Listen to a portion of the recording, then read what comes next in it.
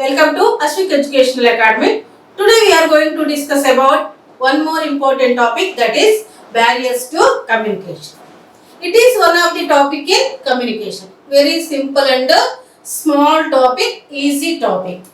కానీ ఈ టాపిక్ నుండి కూడా మీకు చాలా క్వశ్చన్స్ అనేవి యూజీసీ నెట్లో కానీ సెట్లో కానీ కంపల్సరీగా వస్తాయి. ఎందుకంటే కమ్యూనికేషన్లో ఈ టాపిక్ చాలా ఇంపార్టెంట్ టాపిక్, కంపల్సరీ మీరందరూ కూడా నేర్చుకోవాల్సినటువంటి టాపిక్ కమ్యూనికేషన్. ఇక్కడ కమ్యూనికేషన్ అనేటటువంటి పదం చూసినట్లయితే కమ్యూనికేషన్ అంటే ఏంటి? మనం ఏదైనా ఒక ఇన్ఫర్మేషన్ని లేకపోతే ఒక మెసేజ్ని అవతల వాళ్ళకి చేరవేయడం, దాన్ని కమ్యూనికేషన్ అంటారు.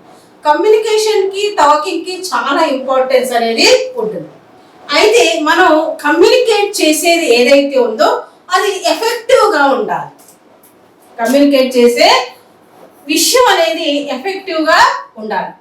అప్పుడు sender receiver both get the benefit. అంటే కమ్యూనికేషన్ అనేది ఎఫెక్టివ్గా ఉన్నప్పుడే సెండర్కి రిసీవర్కి ఇద్దరికి కూడా బెనిఫిట్ అనేది వస్తుంది. లేదు అంటే ఇక్కడ మనం పంపించేసాం, అది రిసీవర్కి చేరిందా లేదా, అసలు రిసీవర్ దాన్ని అర్థం చేసుకున్నాడా లేదా, రిసీవర్కి దానివల్ల ఏమైనా ఉపయోగం ఉందా లేదా అనేది లేకపోతే ఇక్కడ ఆ యొక్క మెసేజ్కి ఎఫెక్టివ్నెస్ అనేది ఉండదు. అది ఎఫెక్టివ్ కమ్యూనికేషన్ కాదు. Especially in the teaching field the must be follow the effective communication by the teacher. Teaching ఫీల్డ్లో మాత్రం ఎఫెక్టివ్ కమ్యూనికేషన్ చాలా చాలా అవసరం. ఎందుకంటే ఇక్కడ టీచింగ్ ఫీల్డ్లో మనం యాజ్ ఏ టీచర్గా స్టూడెంట్స్కి ఎంతో ఇన్ఫర్మేషన్ని, ఎన్నో రకాలైన మెసేజెస్ని, ఎన్నో రకాలైన అంశాలని టీచ్ చేస్తూ ఉంటాం. అవన్నీ కూడా స్టూడెంట్స్కి కంపల్సరీ అర్థం కావాలి. మనం చెప్పినటువంటి ఇన్ఫర్మేషన్ ద్వారా వాళ్ళు బెనిఫిట్ పొందాలి. లేదు అంటే మన టీచింగ్కి, మనం ఇచ్చినటువంటి ఇన్ఫర్మేషన్కి, మనం పంపించిన మెసేజ్కి అసలు అర్థమే ఉంది. మనం చేసినటువంటి శ్రమ అంతా కూడా వృధా అవుతుంది. సో మనం యూజీసీ నెట్కి సెట్కి ప్రిపేర్ అవుతున్నామంటే ఇది ఒక టీచింగ్ ఫీల్డ్కి సంబంధించినటువంటి ఎగ్జామ్. అంటే మీరు ఏదైనా లెక్చరర్గా వెళ్ళడానికి కోసం కానీ లేదా రీసెర్చ్ చేయడం కోసం అంటే ఫెలోషిప్ కోసం కానీ వెళ్తున్నారంటే ఈ ఫీల్డ్ అంతా కూడా టీచింగ్ ఫీల్డ్కి సంబంధించింది. మరి టీచింగ్ ఫీల్డ్లో ప్రతి ఒక్క వ్యక్తి ఎఫెక్టివ్ కమ్యూనికేషన్ అనేది ఎలా చేయాలి అనేది నేర్చుకోవాలి.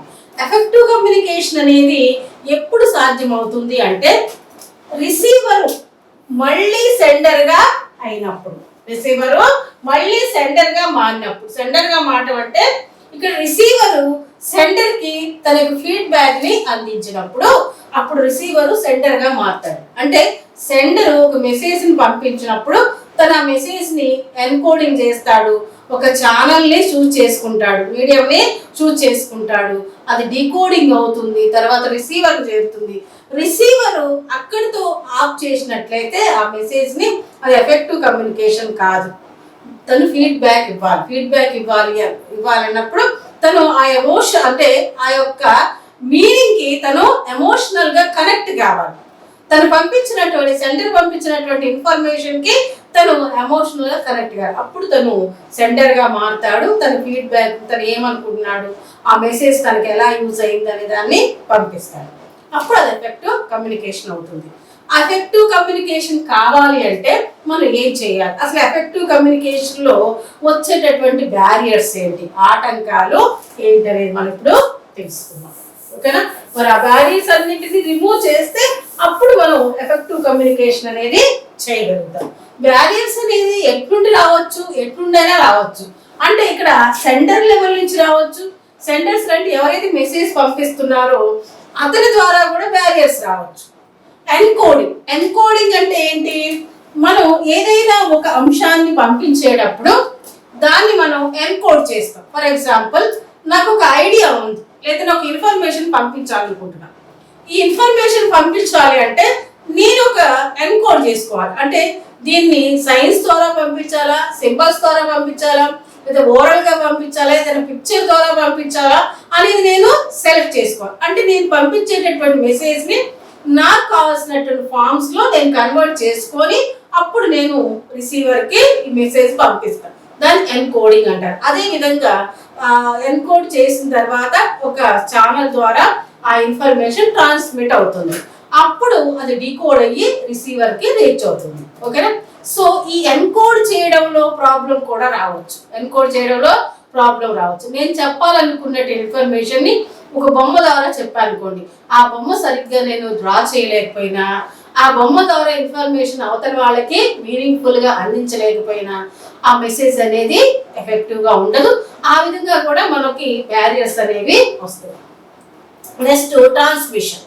ట్రాన్స్మిషన్ అంటే ఛానల్. మనం ఏదైనా ఒక మెసేజ్ పంపించాలి అంటే మనకి ఏదైనా ఒక మీడియం ఛానల్ అని ఉండాలి. ఫోన్ ద్వారా పంపిస్తావా, లెటర్ ద్వారా పంపిస్తావా, నువ్వు చెప్పాలనుకున్నటువంటి విషయం, లేదా ఒక మూవీ ద్వారా చెప్తావా, లేదా ఒక షార్ట్ ఫిల్మ్ ద్వారా చెప్తావా అనేది ఛానల్. మనం ఎన్నుకున్నటువంటి ఛానల్ ద్వారా అవతల వాళ్ళకి మెసేజ్ పంపించడం, దాంట్లో కూడా మనకి బ్యారియర్స్ అనేవి వస్తాయి. ఎందుకంటే ఇక్కడ రాజమౌళి గారు మూవీని చూసినట్లయితే ఆయన ఏదైతే ప్రేక్షకులకి చెప్పాలనుకున్నాడో, ఏదైతే చూపించాలనుకున్నాడో ఎగ్జాక్ట్ గా దాని మీదనే ఫిల్మ్ తీసి అంత ఎఫెక్టివ్ గా మెసేజ్ ని సెండ్ చేస్తాడు. అందుకని ఆయన మూవీస్ బాగా ఆడతాయి. ఎవరైనా ఆయన మూవీస్ ని ఇష్టపడతారు. అట్లాగే రాఘవేంద్రరావు గారి మూవీస్ అయినా. కానీ ఆర్జీవి గారు కూడా మెసేజ్ పంపిస్తారు. ఆర్జీవి కూడా చాలా మూవీస్ తీశాడు. కానీ తన థాట్ ని అవతల వాళ్ళకి చేరవేయడంలో ఆయన ఫెయిల్ అవుతాడు. ఎందుకంటే తన ఎమోషన్, తను ఏదైతే అనుకుంటాడో అది మాత్రం చెప్తాడు. కానీ నిజంగా ప్రేక్షకులు ఏం కోరుకున్నారు, అసలు ప్రేక్షకులకి ఎమోషన్ ఏంటి అతనికి అవసరం లేదు. తను చెప్పాలనుకుని చెప్తాడు, అంతే. మూవీస్ ద్వారా చెప్తాడు. సో ఇలా మనం సెలెక్ట్ చేసుకున్నటువంటి ఛానల్ ద్వారా, మనం సెలెక్ట్ చేసుకున్నటువంటి మీడియం ద్వారా మనం ఇన్ఫర్మేషన్ అవతల వాళ్ళకి సెండ్ చేసేటప్పుడు కూడా ప్రాబ్లమ్స్ అనేవి రావచ్చు. Next receivers level. ఇక్కడ సెండర్ విషయంలో ఏ విధంగా బ్యారియర్స్ వస్తాయో అలాగే రిసీవర్స్ విషయంలో కూడా బ్యారియర్స్ వస్తాయి.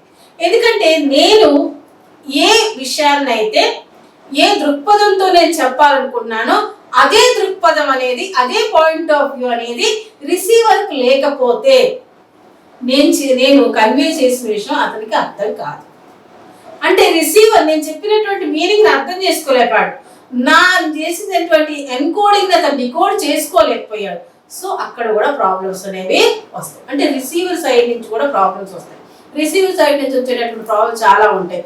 తను నేను చెప్పినటువంటి విషయాన్ని ఫోకస్ చేయలేకపోవచ్చు, నేను చెప్పినటువంటి విషయానికి అతను ఎంబాస్ కావచ్చు, ఇంకా రకరకాల రీజన్స్ ఉంటాయి. నెక్స్ట్ తెలుసుకుందాం.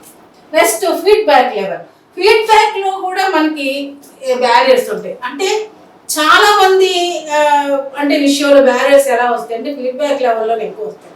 నేను ఒక మెసేజ్ చూశాను, ఆ మెసేజ్ కి ఏదో ఒక ఆన్సర్, సెండర్ కి మనం ఆన్సర్ ఇస్తే అది ఎఫెక్టివ్ గా ఉంటుంది, ఎలాంటి బ్యారియర్స్ అనేవి రావు. కానీ నేను ఆ మెసేజ్ ని చూసి కూడా ఇగ్నోర్ చేశాను. అంటే నేను చూసి కూడా దాన్ని పట్టించుకోలేదు, దానికి సరైన ఆన్సర్ ఇవ్వలేదు, ఏందిలే వీడికి ఆన్సర్ ఇచ్చేది అనుకున్నప్పుడు బ్యారియర్స్ కంపల్సరీ వస్తాయి. ఎందుకంటే ఇక్కడ ఎంతో ఎఫర్ట్ పెట్టి ఒక మెసేజ్ మనకి వాళ్ళు అందించినప్పుడు దానికి జస్ట్ ఓకే అనో, నేను తర్వాత చూస్తానని ఏదో ఒకటి చెప్పినప్పుడు సెండర్కి కొంచెం అంటే అంటే తను ఫ్రీ అవుతాడు, ఒక ఎమోషన్ నుండి ఫ్రీ అవుతాడు, హ్యాపీగా ఫీల్ అవుతాడు. అంటే మనం వాట్సాప్ మెసేజ్ చూస్తూ ఉంటాం కదా, మీకు కూడా చాలా మంది తెలుసు. మనం పెట్టినటువంటి మెసేజ్కి బ్లూ టిక్ పడితే మనం చాలా హ్యాపీగా ఫీల్ అవుతాం, అంటే అవతల వాళ్ళు చూశారు అని. బ్లూ టిక్ పడలేదు అనుకోండి, అదే నేను ఇంత కాలమైన మెసేజ్ పెట్టి ఇంకా చూడలేదని. యాక్చువల్గా వాళ్ళు చూస్తారు. ఇది కూడా ఒక టెక్నిక్ అన్నమాట. జనాలు ఎంత ఫ్రాడ్గా ఎదిగారు అంటే, ఫ్రాడ్ చేయడంలో ఎంత ఎత్తుకు ఎదిగారు అంటే, బ్లూటిక్ పడకుండా కూడా మెసేజ్ చూసేటటువంటి ఫెసిలిటీ ఉంది. అంటే మనము వాడు చూడలేదు అనుకుంటారు అని వాడు వేరే రకంగా చూస్తాడు, అంటే ఆన్సర్ ఇవ్వాల్సి వస్తుంది అని వేరే ఛానల్లను సెలెక్ట్ చేసుకుంటాడు. ఇది చాలా రాంగ్ వే. మనకి వాట్సాప్ ఉంది దేనికి, ఒక మెసేజ్ని ఒక పర్సన్ ఎందుకు పంపిస్తాడు, అతని నుంచి ఒక ఆన్సర్ కోసం, అతను పెట్టిన మెసేజ్కి ఎలా రియాక్ట్ అవుతాడో అనే దానికోసం. ఓకే, సో ఇక్కడ ఫీడ్బ్యాక్ అనేది ఎప్పుడైతే రిసీవర్ ఫీడ్బ్యాక్ ఇస్తాడో అప్పుడు అది ఎఫెక్టివ్ కమ్యూనికేషన్ అవుతుంది. అది బ్యారియర్ లెస్ కమ్యూనికేషన్ అవుతుంది. సో మనకి బ్యారియర్స్ అనేవి ఎలా ఉంటాయో చూద్దాం.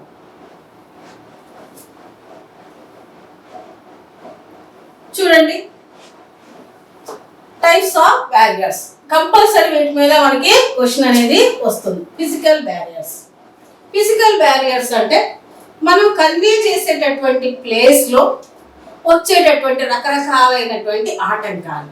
అంటే మనం క్లాస్ రూమ్లో క్లాస్ చెప్తున్నప్పుడు డోర్స్ వేసినటువంటి సౌండ్ కానీ, బయట నుండి వచ్చేటటువంటి సౌండ్స్ కానీ, లేదా క్లాస్ రూమ్లోనే పిల్లలు చేసేటటువంటి అల్లరి కానీ, రకరకాలైనటువంటి ఫిజికల్ ఫీచర్స్ ఏవైతే ఉన్నాయో, ఫిజికల్ డిస్టర్బెన్సెస్ ఏవైతే ఉన్నాయో అవన్నీ కూడా ఫిజికల్ బ్యారియర్స్ కిందకే వస్తాయి. ఫర్ ఎగ్జాంపుల్, ఇప్పుడు నేను మీకు క్లాస్ చెప్తున్నాను. ఈ క్లాస్ చెప్పేటప్పుడు బయట నుంచి వెహికల్స్ వెళ్తున్నటువంటి సౌండ్ కానీ, లేకపోతే పక్కన ఏదైనా మ్యారేజ్ అవుతుంటే ఆ యొక్క డప్పుల సౌండ్ కానీ, రకరకాలైనటువంటి సౌండ్స్ నేను ఇచ్చేటటువంటి మెసేజ్ని డిస్టర్బ్ చేస్తాయి. నేను ఇచ్చేటటువంటి మెసేజ్కి ఆటంకాన్ని కలిగిస్తాయి, బ్యారియర్స్ని కలిగిస్తాయి. దీన్ని ఫిజికల్ బ్యారియర్స్ అంటారు. ఫిజికల్ బ్యారియర్స్ అంటారు. అంటే ఒక కమ్యూనికేట్ జరుగుతున్నప్పుడు, ఆ కమ్యూనికేషన్ అనేది ఇద్దరు వ్యక్తుల మధ్య అయినా సరే, చాలా మంది మధ్య అయినా సరే జరుగుతున్నప్పుడు ఆ చుట్టుపక్కల ఉన్నటువంటి వాతావరణం ఆ కమ్యూనికేట్కి సహకరించకపోతే దాన్ని ఫిజికల్ బ్యారియర్స్ అని అంటారు. చూడండి, అంటే ఫిజికల్ బ్యారియర్స్ అనేవి మనకి చాలా రకాలుగా మనం డిస్టర్బ్ చేస్తుంది. ఒక క్లాస్ రూమ్లో అయినా, ఒక కాన్ఫరెన్స్ హాల్లో అయినా, లేకపోతే ఏదైనా మీటింగ్లో అయినా, సెమినార్లో అయినా, ఎక్కడైనా ఫిజికల్ బ్యారియర్స్ అనేవి కమ్యూనికేట్ చేసే వాళ్ళకి మరియు ఆ రిసీవర్స్, సెండర్కి రిసీవర్కి ఇద్దరికి కూడా ఇది నష్టం చేస్తుంది. అది ఎఫెక్టివ్ కమ్యూనికేషన్కి దారి తీయదు. అందుకనే మనం కమ్యూనికేట్ చేయాలి అంటే ఫస్ట్ మన ఎన్విరాన్మెంట్ని మనం కమ్యూనికేట్ చేసే విధానానికి అనుకూలంగా తయారు చేసుకోవాలి. అప్పుడే మనం కరెక్ట్గా కమ్యూనికేట్ చేయగలుగుతాం. రిసీవర్స్ కూడా దాన్ని చక్కగా రిసీవ్ చేసుకోగలుగుతారు. Especially I'm talking about the classroom. Class రూమ్కి ఈ బ్యారియర్స్ రిమూవ్ చేయడం అనేది చాలా చాలా అవసరం. As a teacher, first of all we have to remove the physical barriers. Then only we have to start the class. Then only the students' concentration compulsory interact with our teaching, attract towards our teaching, and also they can understand whatever we are teaching. చూడండి, అంటే ఒక టీచర్గా ఈ physical barriers compulsory మనం remove చేయాలి. అప్పుడు students మనకి interact అవుతారు, మనకి అట్రాక్ట్ అవుతారు, మనం చెప్పినటువంటి టాపిక్ వాళ్ళు చక్కగా అర్థం చేసుకుంటారు. ఓకేనా? సో మరి అందుకని కాన్ఫరెన్స్ హాల్స్ చూసారా? కాన్ఫరెన్స్ హాల్స్ ఎలా ఉంటాయంటే ఎయిర్ ప్రూఫ్ ఉంటాయి.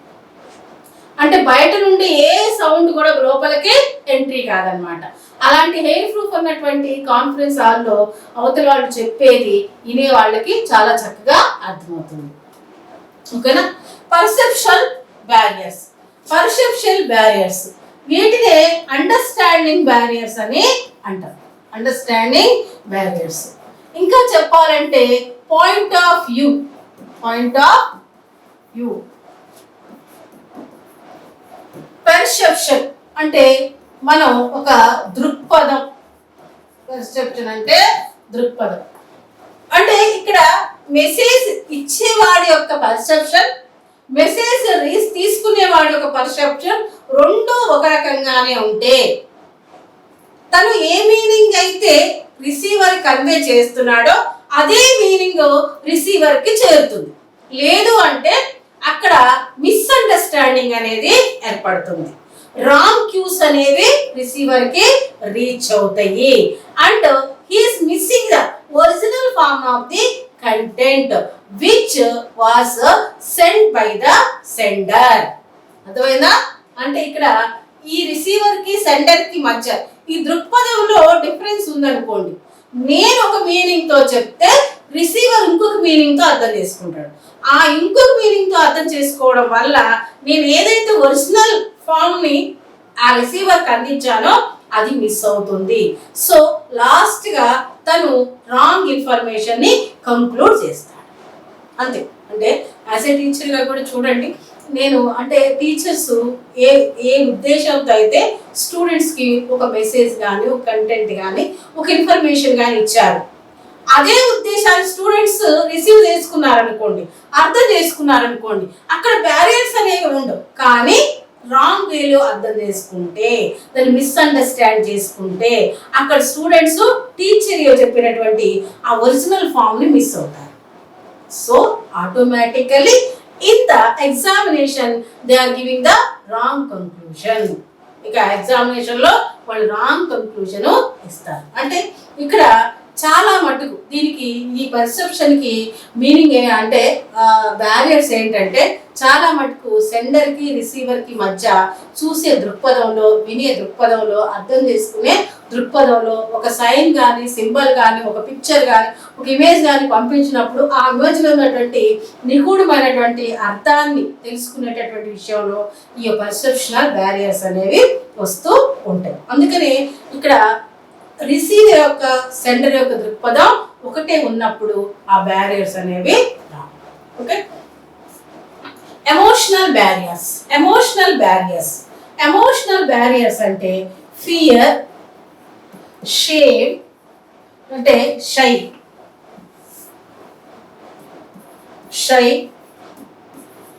ఎంబ్రాసింగ్ లాంటి ఫీలింగ్స్ మనం కన్వే చేసేటటువంటి మెసేజ్ని కరెక్ట్ వేలో కన్వే చేయలేదు. రిసీవ్ చేసుకునేటటువంటి మెసేజ్ని కూడా సరిగ్గా రిసీవ్ చేసుకోనివ్వదు. అంటే ఇక్కడ సెండర్కి రిసీవర్కి ఇద్దరికి కూడా ఈ యొక్క ఎమోషనల్ ఫీలింగ్స్ అనేవి బ్యారియర్స్గా ఉంటాయి.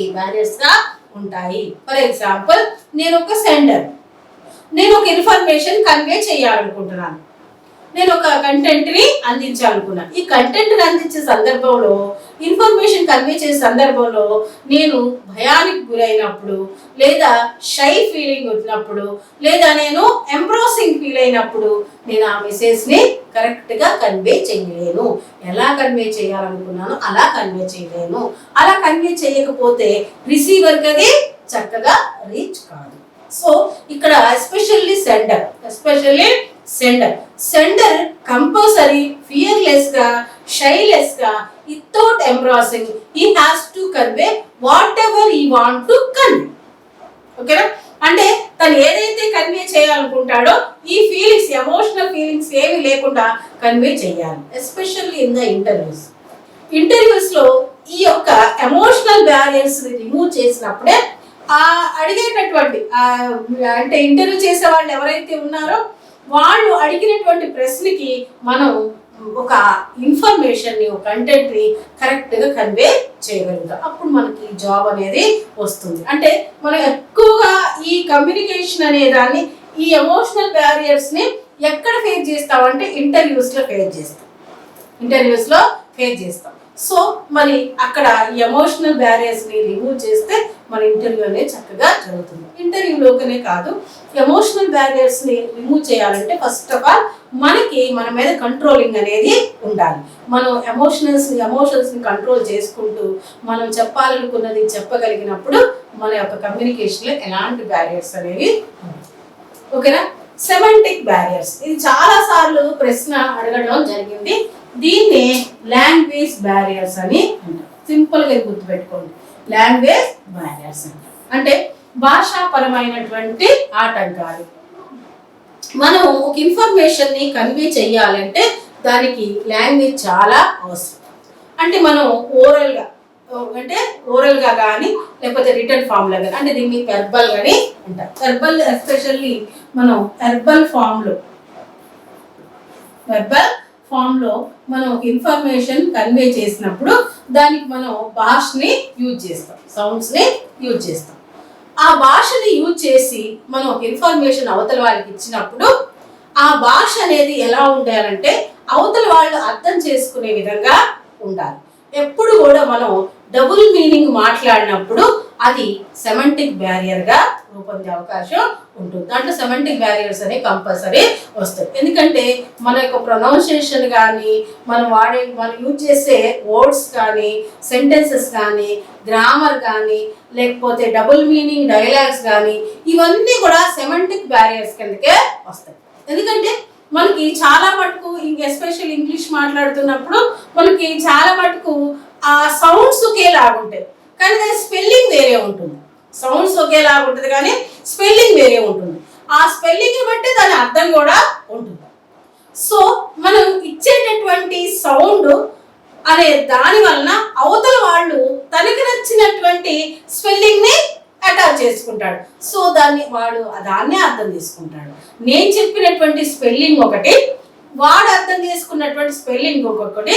సో అక్కడ సౌండ్ మాత్రం ఒకటే. సో అక్కడ సెమంటిక్ బ్యారియర్స్ అనేవి వస్తాయి. అందుకని అంటే ఈ సెమంటిక్ బ్యారియర్స్ అనేవి మనం లాంగ్వేజ్ కొన్ని సేమ్ సౌండ్ ఉన్నటువంటి వర్డ్స్ మాట్లాడినప్పుడు దాని స్పెల్లింగ్తో సహా మనం చెప్తే అవతల వాళ్ళకి ఎలాంటి ప్రాబ్లమ్స్ అనేవి ఉండవు. ఓకే, సో అలా కాకుండా లాంగ్వేజ్లో మనకి గ్రామటికల్ మనం వాజ్కి బదులుగా ఈజ్ వాడినా, ఈజ్ బదులుగా వాజ్ వాడినా అది సెమంటిక్ బ్యారియర్స్గానే వస్తుంది. లేదా మనం ఒక సెంటెన్స్ని ఇన్కంప్లీట్గా ఇచ్చినా కానీ అది సెమంటిక్ బ్యారియర్స్గానే వస్తుంది. మన ప్రొనౌన్సియేషన్ కరెక్ట్గా లేకపోతే కూడా అది సెమంటిక్ బ్యారియర్స్గానే వస్తుంది. అంటే మనం కరెక్ట్గా ప్రొనౌన్స్ చేయలేకపోతే రిసీవర్కి అది ఏదే రకంగా అర్థమవుతుంది. సో తను ఏదే రకంగా అర్థం చేసుకోవడం వల్ల తను ఏదైతే రిసీవ్ చేసుకోవాలనుకున్నాడో అది అతనికి రిసీవ్ కాదు. ఏదైతే నేను సెండ్ చేయాలనో ఆ సెండ్ కూడా. సో ఇక్కడ క్రిటికల్ పెట్టుకోండి, సెమంటిక్ బ్యారియర్స్ అంటే లాంగ్వేజ్ సంబంధించిన భాష గ్రామటికల్ కావచ్చు, మీనింగ్ కావచ్చు, ప్రొనౌన్స్ చేసేటటువంటి విధానం కావచ్చు, లేదా వెర్బల్ కి యూజ్ చేయడంలో కావచ్చు. ఓకేనా. Lack of focus, concentration, concentration. చూడండి, ఇక్కడ మనం ఏదైనా ఒక టాపిక్ గురించి మాట్లాడినప్పుడు మన యొక్క ఫోకస్ అనేది, మన కాన్సంట్రేషన్ అనేది ఆ టాపిక్ మీదే ఉండాలి. మనం మాట్లాడే టాపిక్ మీద నుండి మన కాన్సంట్రేషన్ని వేరే వైపుకి మళ్ళించామనుకోండి, అసలు రిసీవర్కి వినబుద్ధి కాదు, రిసీవర్కి ఆ విషయం కన్వే కాదు. ఎందుకంటే మన ఐ కాంటాక్ట్, మన బాడీ లాంగ్వేజ్ అన్నీ కూడా ఆ యొక్క విషయం మీదనే ఉండాలి. ఇది కంపల్సరీ టీచర్కి ఉండాల్సినటువంటి మెయిన్ క్యారెక్టర్, మెయిన్ ఫీచర్ కూడా. ఎందుకంటే ఒక యాజ్ ఏ టీచర్ మనం చెప్పాలనుకున్న విషయం మీదే పూర్తి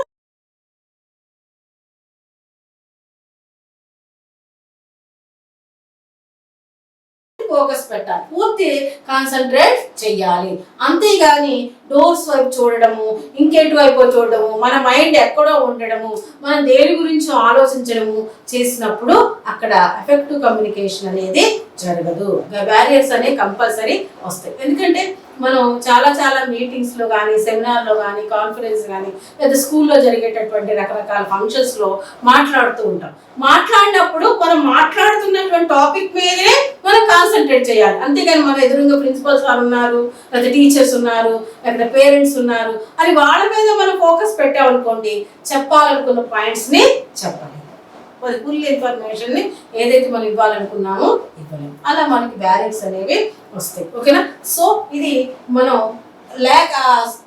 టాపిక్ మీద ఫోకస్ చేయకపోవడం కూడా ఒక బ్యారియర్ కిందకే వస్తుంది. ఇన్కాన్సిస్టెంట్ ఆఫ్ బాడీ లాంగ్వేజ్.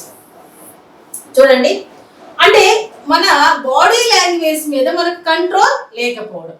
చూడండి, అసలు కమ్యూనికేట్ చేసేటటువంటి వ్యక్తికి ఉండాల్సినటువంటి ప్రధాన లక్షణం ఏంటంటే బాడీ లాంగ్వేజ్. అంటే దీన్నే నాన్ వెర్బల్ క్యూస్ అని అంటారు. నాన్ వెర్బల్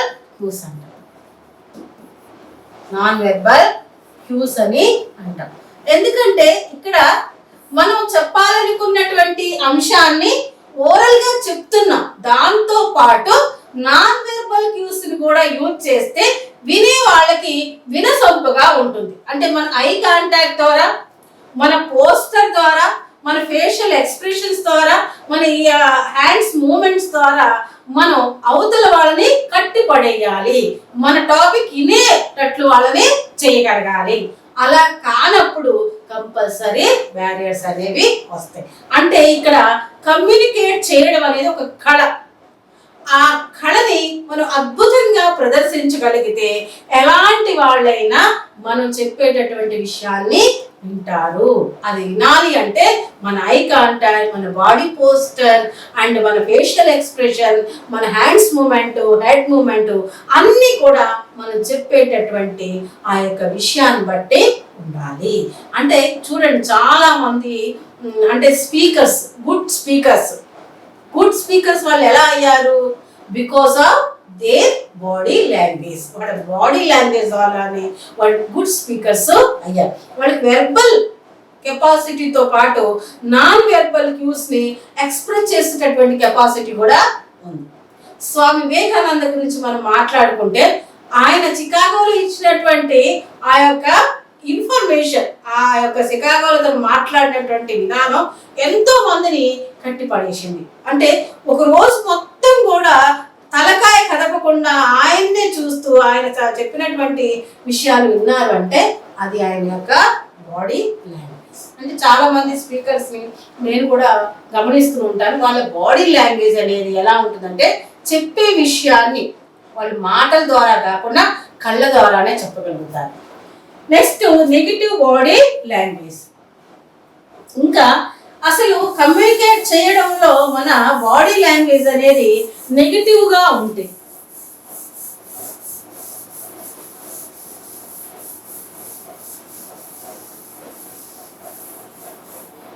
నెగిటివ్గా ఉంటే అది అసలు రిసీవర్కి ఇంట్రెస్టే ఉండదు.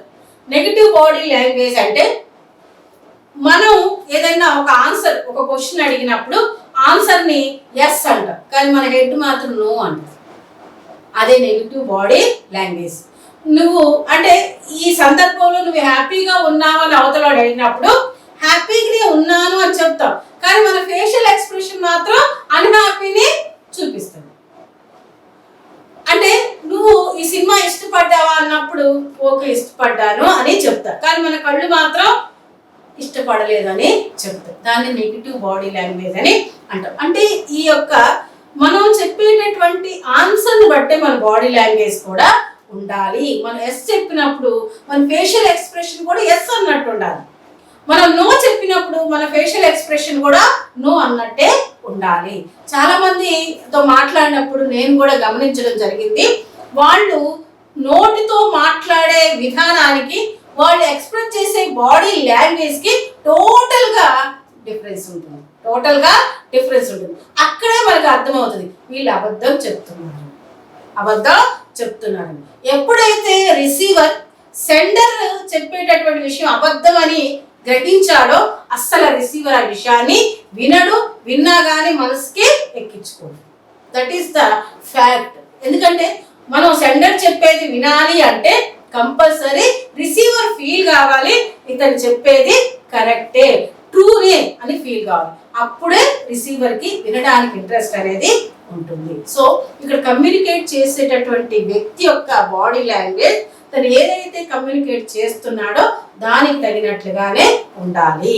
సో అది ఎస్పెషల్లీ మనం టీచర్ గురించి మాట్లాడుకుంటే టీచర్ కూడా అంతే. టీచరు చాలా అంటే ఎప్పుడు కూడా నవ్వుతూ కళ్ళని పెద్దవి చేస్తూ, అంటే కళ్ళని పెద్దవి చేయడం అంటే ఫోకస్ అన్నమాట. ఆ యొక్క బాడీ లాంగ్వేజ్ ఫోకస్ అంటే హ్యాండ్స్ని మూవ్ చేస్తూ ప్రతి ఒక్క స్టూడెంట్ మీద కాన్సన్ట్రేట్ చేయడం అనేది బాడీ లాంగ్వేజ్ కిందకే వస్తుంది. టీచర్కి అసలు ఎప్పుడు కూడా నెగిటివ్ బాడీ లాంగ్వేజ్ అనేది ఉండకూడదు. కమ్యూనికేట్ చేసే వ్యక్తికి ఎప్పుడు కూడా నెగిటివ్ బాడీ లాంగ్వేజ్ అనేది ఉండకూడదు. నెగిటివ్ బాడీ లాంగ్వేజ్ ఉంటే ఏ ఇన్ఫర్మేషన్ అయినా చక్కగా కన్వే కాదు. Next stress. ఇక్కడ కనిపించట్లేదేమో కొంచెం స్ట్రెస్. ఇక మనకున్నటువంటి స్ట్రెస్ అనేది మనం ఇచ్చేటటువంటి ఇన్ఫర్మేషన్ని చాలా బ్యాడ్గా ఎఫెక్ట్ చేస్తుంది. ఎందుకంటే మనం ఒక ఇన్ఫర్మేషన్ చెప్పేటప్పుడు, ఒక ఇన్ఫర్మేషన్ని అవతల వాళ్ళకి కన్వే చేసేటప్పుడు మనలో ఉన్నటువంటి స్ట్రెస్, అన్హ్యాపీనెస్, ఏవో బ్యాడ్ ఫీలింగ్స్ ఇవన్నీ కూడా మన విషయాన్ని అవతల వాళ్ళకి చెప్పలేము. అంటే మనం చెప్పేటప్పుడు హ్యాపీగా మంచి మూమెంట్, మంచి ప్లేసు, మంచి మూమెంట్, మంచి ఆ ఫేషియల్ ఎక్స్ప్రెషన్స్, ఒక సూటబుల్ క్లైమేట్ని మనం క్రియేట్ చేసుకున్నట్లయితే మనం చెప్పేటటువంటి విషయాలు అవతల వాళ్ళకి నేరుగా కన్వే అవుతాయి. అలా కాకుండా నేను మాట్లాడుతున్నప్పుడు నా లోపల నేను బాధగా, స్ట్రెస్లో, ఇంకా రకరకాలైనటువంటి బ్యాడ్ ఫీలింగ్లు పెట్టుకొని మాట్లాడాను అనుకోండి, నేను ఏం చెప్తున్నానో నాకే అర్థం. Okay, so this is about the barriers of communication. అంటే ఇక్కడ ఓవరాల్గా చెప్పేటట్టు ఏంటంటే ఒక ఎఫెక్టివ్ కమ్యూనికేట్ చెయ్యాలి అంటే ఈ బ్యారియర్స్ అన్నిటిని కూడా రిమూవ్ చేసుకోవాలి. మనం స్ట్రెస్లెస్గా చెప్పాలనుకున్న విషయాన్ని నేరుగా రిసీవర్కు చేరే విధంగా మంచి ఛానల్ని, మీడియంని మనం సెలెక్ట్ చేసుకొని దాని ద్వారా మనం విషయాన్ని ట్రాన్స్మిట్ చేయగలగాలి. అప్పుడే అది ఎఫెక్టివ్ కమ్యూనికేషన్ ఉంటుంది. ఎఫెక్టివ్ కమ్యూనికేషన్ మాత్రమే మనం చేయాలి. ఎందుకు అంటే మనం కమ్యూనికేట్ చేస్తే దానికి ఒక మీనింగ్ అనేది ఉండాలి. మనం కమ్యూనికేట్ చేసే విషయాలు అనేది నాకు ఉపయోగపడాలి, అవతల వాళ్ళకి ఉపయోగపడాలి. సో ఓకేనా, మరి దీని మీద కొన్ని క్వశ్చన్స్ ఉన్నాయి, చూద్దాం.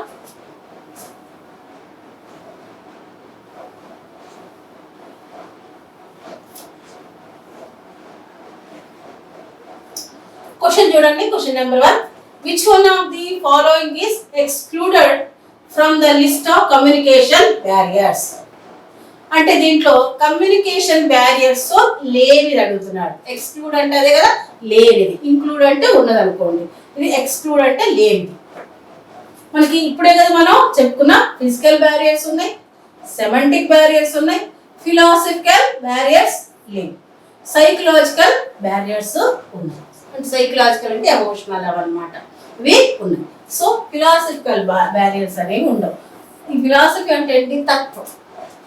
అంటే తత్వానికి సంబంధించిన, తత్వశాస్త్రానికి సంబంధించిన బ్యారియర్స్ ఉండవు. ఓకేనా, మరి ఇక్కడ ఫిజికల్, సెమాంటిక్, సైకలాజికల్. సైకలాజికల్ అంటే మళ్ళీ వేరే అనుకునేది ఎమోషన్, ఇప్పుడు మన యొక్క ఫీలింగ్ సంబంధించినటువంటి ఎమోషనల్ బ్యారియర్స్. దీంతో పాటు టెక్నికల్ బ్యారియర్స్ కూడా ఉంటాయి. దీంతో పాటు టెక్నికల్ బ్యారియర్స్ కూడా ఉంటాయి. అది కూడా ఒకసారి చూద్దాం. టెక్నికల్ బ్యారియర్స్, ఇది కూడా ప్రీవియస్ ఎగ్జామినేషన్లో ఒకసారి అడగడం జరిగింది. టెక్నికల్ బ్యారియర్స్ అంటే ఏంటి? టెక్నికల్ బ్యారియర్స్ అంటే when we are communicating any information, then the device is not working properly, then that is affected our communication is called the technical barrier. Technical barrier అంటే while communicating any information with others, our device అంటే మనం ఏ device తో అయితే communicate చేస్తున్నామో ఆ device అనేది correct గా పని చేయకపోతే దాన్ని టెక్నికల్ బ్యారియర్స్ అని అంటారు. ఓకేనా, అంటే ఇక్కడ టెక్నికల్ బ్యారియర్ అంటే మనం ఫోన్లో మాట్లాడుతున్నాం, ఫోన్లో సిగ్నల్ సరిగ్గా లేదు, లేకపోతే ఫోన్లో వాయిస్ కరెక్ట్గా లేదు అంటే అది మనకి టెక్నికల్ బ్యారియర్ అవుతుంది. వాయిస్ కరెక్ట్గా లేకపోయినా, దాని స్క్రీన్ కరెక్ట్గా లేకపోయినా, అంటే దానికి మనం సౌండ్స్ రావడానికి ఆ సిగ్నల్స్ అవి సరిగ్గా లేకపోయినా దాన్ని టెక్నికల్ బ్యారియర్స్ అని అంటాం. మనం టీవీ చూస్తున్నప్పుడు సిగ్నల్స్ లేక మనకు మూవీ రాదు, లేకపోతే టీవీ స్క్రీన్ ఖరాబ్ అయిపోతుంది, పిక్చర్ పోతుంది, లేకపోతే టీవీలో వాయిస్ కరెక్ట్గా రావట్లేదు, దాన్ని టెక్నికల్ బ్యారియర్స్ అని అంటాం. ఓకేనా, అలాగే ఎన్విరాన్మెంటల్ బ్యారియర్స్ కూడా ఉంటాయి. ఎన్విరాన్మెంటల్ బ్యారియర్స్ కూడా ఉంటాయి. వీటిని క్లైమేటిక్ బ్యారియర్స్ అని అంటారు. క్లైమేటిక్ బ్యారియర్స్ అంటారు. చూడండి, ఇక్కడ ఫిజికల్ కి, టెక్నికల్ కి, ఎన్విరాన్మెంటల్ కి డిఫరెన్స్ కూడా మనం తెలుసుకోవాలి. ఎన్విరాన్మెంటల్ బ్యారియర్స్ అంటే while sending and receiving the information the climate condition is disturbing, then it is called the environmental barriers. అంటే మనం ఒక ఇన్ఫర్మేషన్ సెండ్ చేసేటప్పుడు, రిసీవ్ చేసుకునేటప్పుడు మన క్లైమేటిక్ కండిషన్ అనేది మనం డిస్టర్బ్ చేస్తే దాన్ని ఎన్విరాన్మెంటల్ అంటారు. అంటే ఇక్కడ మనం ఒక ఇన్ఫర్మేషన్ పంపించేటప్పుడు పోల్స్ పడిపోవడం కానీ, వైర్స్ తెగిపోవడం కానీ, లేకపోతే క్లైమేటిక్ కండిషన్ సూటబుల్గా లేకపోవడం వల్ల మన ఫోన్ పనిచేయకపోవడం, లేకపోతే టీవీ పనిచేయకపోవడం అనే దాన్ని మన ఎన్విరాన్మెంటల్ అని అంటాం. ఓకేనా, అంటే ఇక్కడ ఒక ఫోన్ మాట్లాడేటప్పుడు ఫోన్ వల్ల ప్రాబ్లం వస్తే అది టెక్నికల్, ఎన్విరాన్మెంటల్ ప్రాబ్లం వల్ల ఫోన్ పని చేయకపోతే అది వర్షం పడుతుంది, మనకి సిగ్నల్స్ సరిగ్గా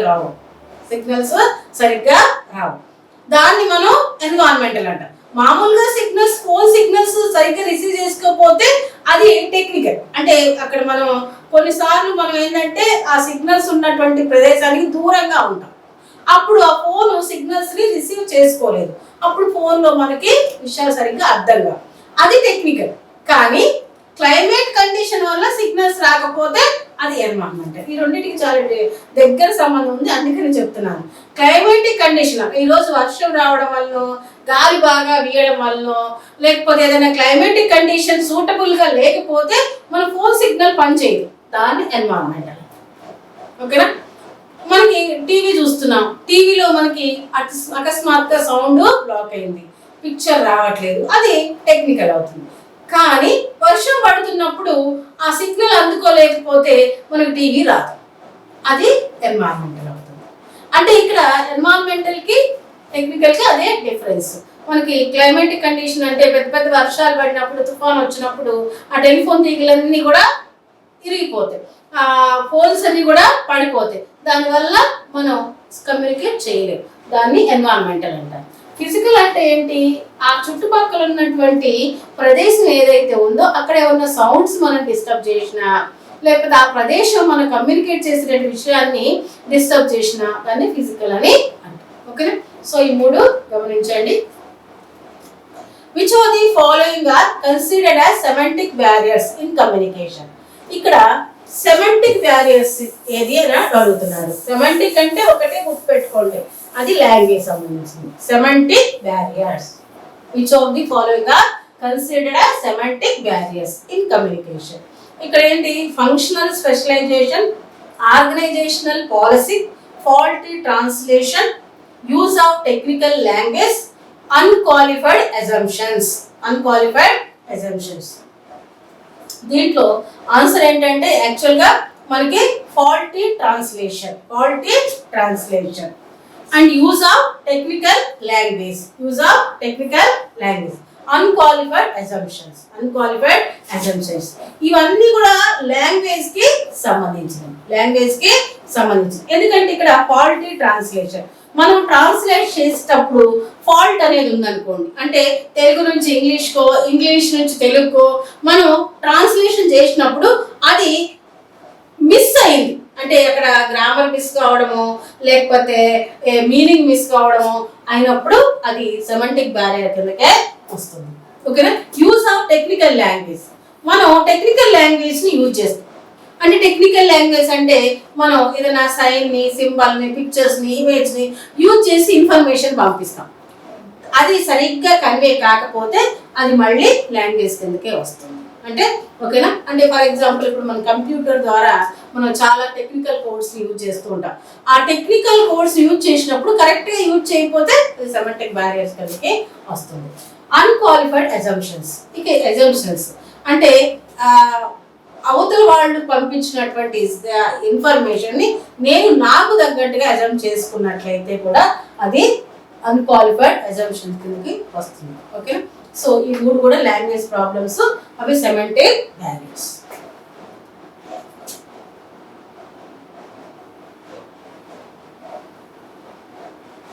next, which one of the following is a communication barrier? దీంట్లో కమ్యూనికేషన్ బ్యారియర్ ఏంటి అని అడుగుతున్నారు. కమ్యూనికేటివ్ అటెన్షన్, కమ్యూనికేటివ్ యొక్క అతని యొక్క అటెన్షన్.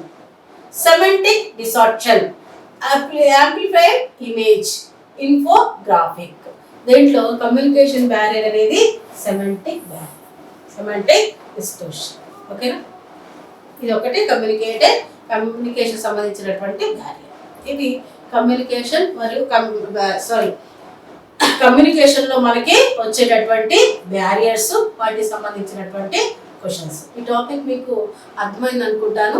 ఇది చిన్న టాపిక్కే, మీకు చాలా చక్కగా అర్థమవుతుంది కూడా, మనందరికీ తెలిసిన విషయం కూడా, ఇది మనందరికీ తెలిసిన విషయం. సో దీని మీద కొంచెం ఫోకస్ పెట్టండి. దీని నుండి కంపల్సరీ 1 క్వశ్చన్ అనేది వస్తుంది, 2 మార్క్స్ మీకు వచ్చేసినట్టు. ఓకేనా? సో అంతకంటే ముందు మా ఛానల్ని మీరందరూ సబ్స్క్రైబ్ చేసుకోండి. ఈ టాపిక్స్ అన్నీ కూడా మీరు చూడడమే కాదు, యూజీసీ నెట్కి సెట్కి ప్రిపేర్ అయ్యేటటువంటి మీ ఫ్రెండ్స్కి దీన్ని షేర్ చేయండి. సాధ్యమైనంత వరకు ఎక్కువ మందికి నా ఛానల్ యొక్క ఇన్ఫర్మేషన్ రీచ్ అయ్యేటట్లు చూడండి.